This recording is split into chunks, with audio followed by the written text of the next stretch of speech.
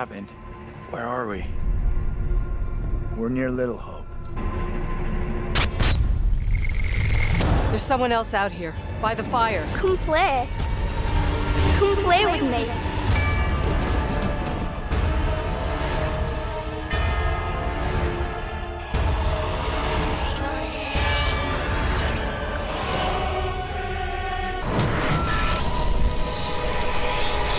Anyway.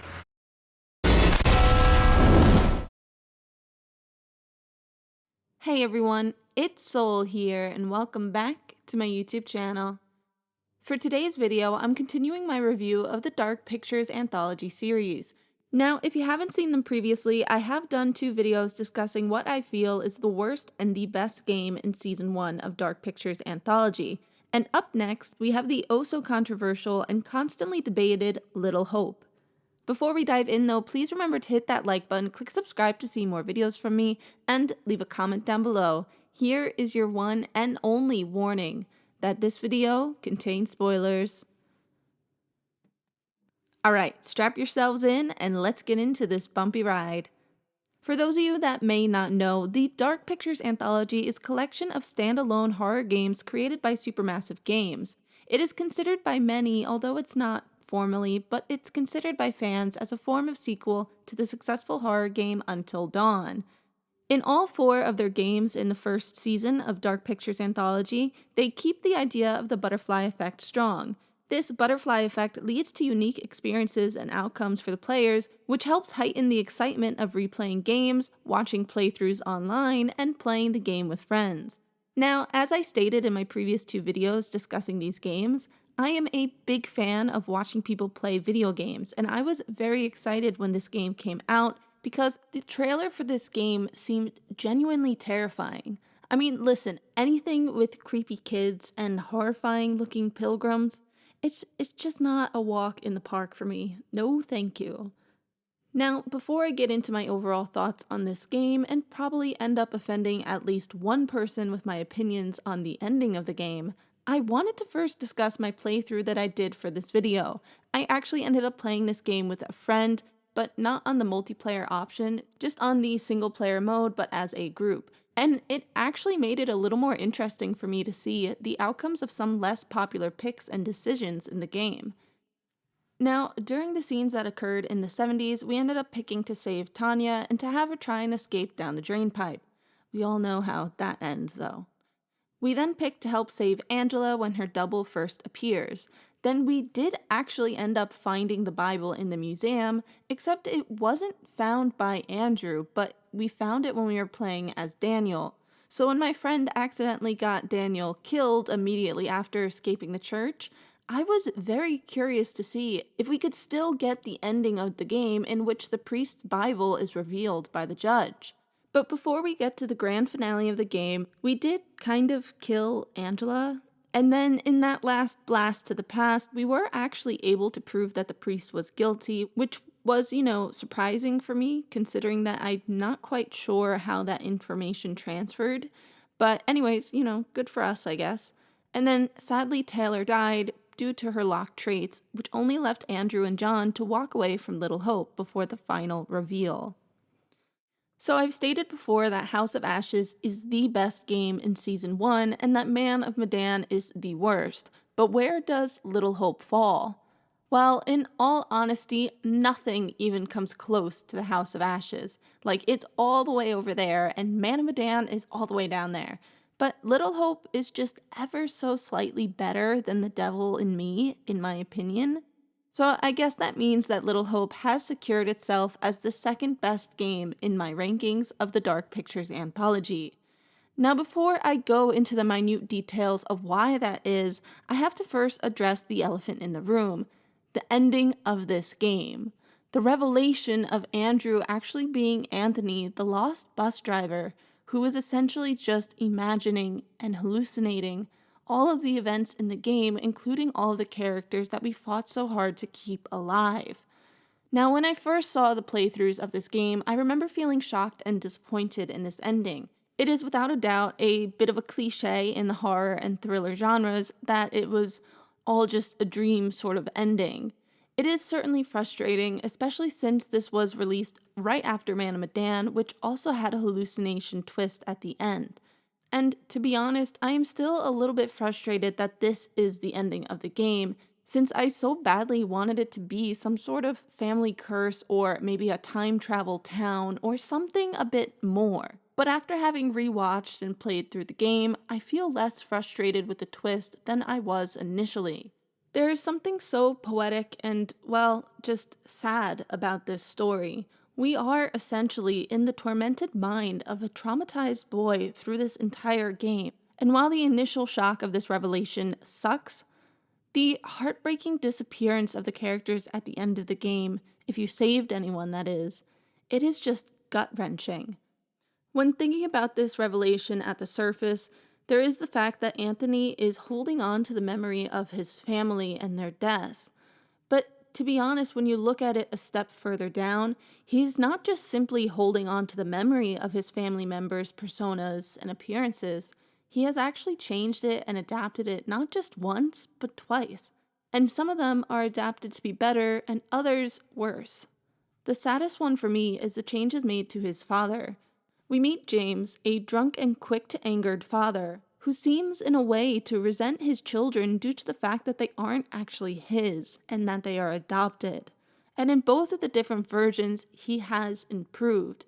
In present day, he is stated as a man trying to get sober, and depending on how you play him, he is a man who is trying to do his best to protect his students. In the 1600s version of him, he is actually seen as a devoted and loving husband to Amy. It is really sad to see the hopes Anthony had for his father constantly be reimagined and played through in his mind in this game. Anthony just really needs a hug and some intense therapy, alright? Just let this sad ending live, because frankly, I find it to be really beautiful. There is, however, another aspect to the ending of the game that I feel rightfully deserves the hate that many players give it. And that is the locked traits that seem to randomly kill the characters in the house at the end of the game. Depending on the choices and decisions made, and mainly how they affect the characters' personality traits, there is a major potential to lose all of the characters at the very end of the game. Now, this is not something I can agree with. I understand that the writers and the game developers wanted to really emphasize the fact that every single decision can impact your ending, but this was just not the way to go about it, or at least not the story to use this in. From my light research, it seems John and Taylor are the most likely to be killed in this section, and it seems to be that it's because most people end up playing them more on the sassy and argumentative side for their choices. Having these two characters constantly in disagreement with each other as well only heightens the likelihood of us as players to pick the witty yet perhaps rude option, which eventually leads to their death in that house. Having this sort of locked trait death kind of feels like a punishment over nothing. Having this sudden death ending in which there is absolutely nothing, no quick time, or anything we could do to save the characters is also immensely frustrating. And then by having the "it was all a dream" ending immediately after the sudden deaths, I feel that many people just carried over that frustration into the reveal of Anthony's hallucinations. I feel that the sudden deaths took away from the very emotional ending of this game and is definitely to blame for a good amount of the dislike many have over the overall ending. Now, with the controversial ending out of the way, I want to discuss what makes this game good. The first thing I have to point out that works great in this game is the setting. Now, many games and horror films have the sort of ghost town setting, and it comes at no surprise because it works so well. I really like how we also go everywhere in town. It's not just an abandoned house to another abandoned house, or simply wandering through an abandoned schoolyard. There's the grocery store, there's the church, you have the tourist center, you also have the museum, and so much more. The next thing is the actual story and plot itself is really well done. The jumping around in timelines made for a really intriguing story. As you play through the game, you just can't help but have questions about it. Is it the same girl? Is this family cursed to reincarnate and die the same death endlessly in time? What about the 1970s? Why did we only play in that section once? Did the people from the past see us as ghosts like how we see them? I mean, the list could go on and on and on, but the point is, there is really a high level of intrigue surrounding this game that helps pull us in to keep playing and keep moving forward, not only just to survive the night, but to learn about what is going on. This strong pull of double investment into the story is something that I feel is lacking in Man of Medan and The Devil in Me, in which there is really only one intrigue, and that is to try and keep the characters alive. Going off of how the plot itself pulls us in, the pacing of this game is amazing. When rewatching and playing through the game for this video, I was actually shocked to see how late in the game Angela's double first appears. The game really takes its time building the tension of the early jump scares, and it takes its time laying out the foundation for the events in the past to take place. And I just have to point out that this game is only about 5 hours long, meaning that the writers left themselves only about 2.5 hours to introduce the doubles, produce some sort of outcome for the doubles in the past, introduce them in the present, and garner some sort of reaction or have an impact on the characters in present day. And they do that for all 4 characters. I feel the writers did a great job and really thought out how each of the characters' doubles show up in the game. I like how we don't always see every flash to the past as well. And yes, I know that if you play on the multiplayer mode, you probably do see a little bit more of those events, but when talking about the single player playthroughs, I think it's really cool to not see every single detail that takes place in the past. Also, the sudden rush and the increase of the trips to the past and the increase of their doubles being contained to the end half of the game, it's just really smart because, it naturally made the game feel like it was, as Andrew kind of put it, building to something more. So yeah, while it may be slightly textbook to do this, it was really effective in making the pacing of the game really good and heightening the energy and nerves as the game went on. One other small thing that I have to compliment is the ability to make what is essentially the same scare feel different every single time. Whenever the people from the past come, they enter through mainly a jump scare, but the uniqueness of the scares every time were impressive. There are 2 in particular that are just stuck in my head. And the first is where the past version of John is seen behind, I believe it was Daniel, and he walks up ever so casually and just grabs his shoulder. I think the reason that that one in particular was creepy is because he's so casual about his walking, and it wasn't the sudden jump in your face like many of Mary's or Megan's jump scares to the past. Then there is the telephone jump scare, and I think I was expecting it to happen when you first go to pick up the phone, so the slight diversion and distraction which hearing the events of the past on the phone and then having the grabbing of the hand, that was just really nicely done. And yeah, just in general, the overall jump scares were much more effective and timed so much better in this game than in Man of Medan. Now, there is one thing that is immensely disappointing. Aside from the stupid addition of the locked trait sudden death, I don't like how we see and follow other characters around, mainly Taylor and Daniel, when Andrew is not there. Given that the entire game is revealed to be all Andrew's hallucinations, having giant sections without him doesn't really make much sense. And this is actually a big reason why I can't say that I love this game, despite all of the praise that I've given so far. If it is all in Andrew's head, we should only see the things that he witnesses or the things that he partakes in. I think it would have made a lot more sense for the ending as well, since the ending would have been sort of hinted at in a slightly stronger way.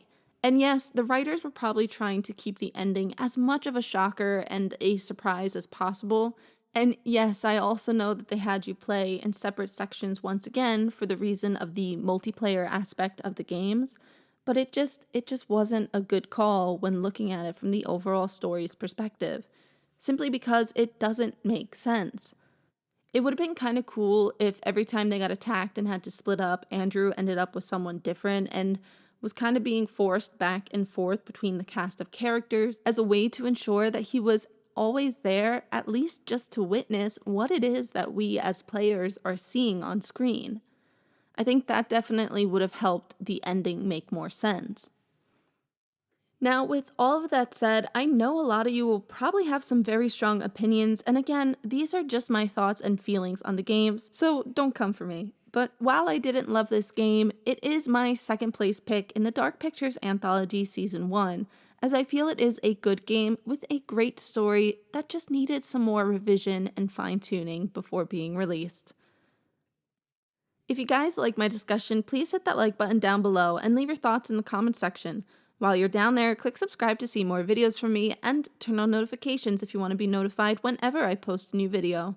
Thanks for watching, everyone, and I will see you future souls next time. Bye, guys.